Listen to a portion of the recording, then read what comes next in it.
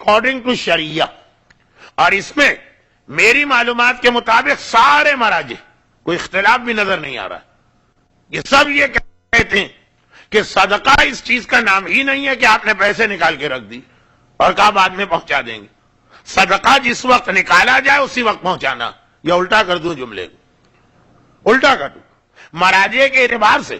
جس وقت پہنچایا جا رہا ہے یہ اس دن صدقہ بن رہا، جس دن آپ نکال کے رکھ رہے ہیں یہ صدقہ نہیں۔ صدقہ عموماً آدمی رد بلا کے لیے نکالتا، اور معصوم کی حدیث ہے کہ بہترین طریقہ یہ ہے کہ روزانہ صبح کو تھوڑا صدقہ دو اور روزانہ شام کو۔ صبح کا صدقہ شام تک کی مصیبت سے بچائے گا، شام کا صدقہ نیکسٹ مارننگ تک کی مصیبت سے بچائے گا۔ اور یہ اتنا اہم پروٹیکشن کا طریقہ، انسان کے پروٹیکشن کا یہ اتنا اہم طریقہ کہ کہا گیا کہ اگر مرنے والا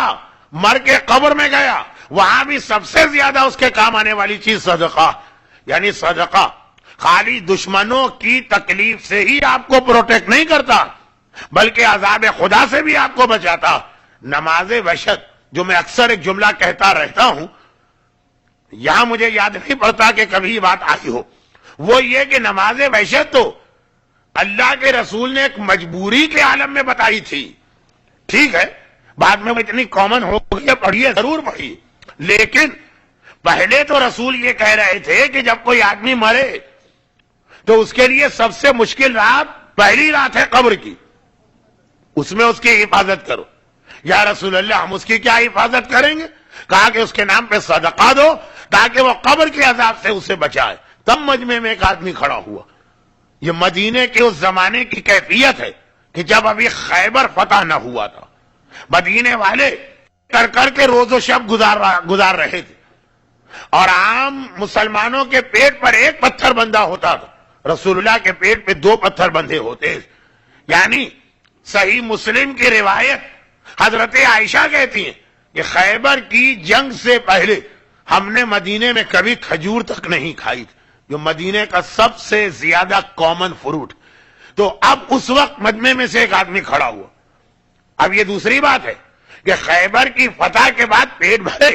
دولت اتنی آئی، یہ بھول گئے مسلمان کہ کس کی برکت، کس کے طفیل اور کس کی تلوار کے نتیجے میں آج ان کے بچوں کو کھانا مل رہا ہے، ان کی عورتوں کو لباس مل رہا ہے، انہیں رہنے کا صحیح مکان مل رہا ہے۔ اتنا احسان فراموش اور ناشکرا شاید دنیا میں ہم کسی اور قوم کو نہ پائیں، لیکن بات بہت زیادہ پھیل رہی ہے۔ ابھی تو آج کی مجلس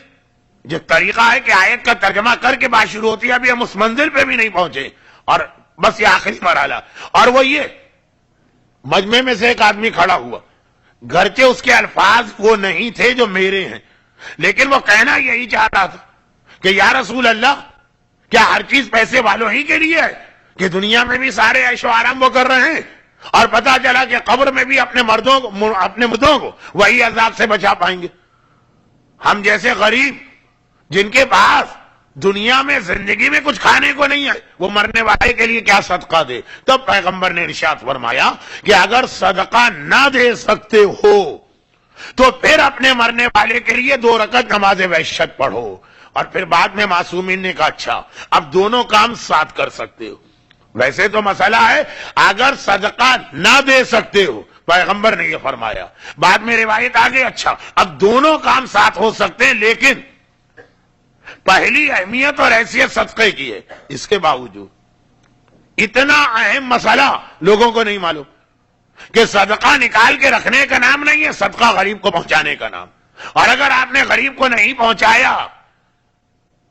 اب کوئی میرا لفظ نہ پکڑ لے، صدقے میں جسے دیا جاتا ہے اس کا غریب ہونا بھی ضروری نہیں، لیکن بہترین صدقہ ثواب کے اعتبار سے میکسیمم ثواب غریب کے صدقے کا نام ہے۔ جب تک کہ اس کے ہاتھ میں نہیں جائے گا یہ صدقہ نہیں بنے گا، یعنی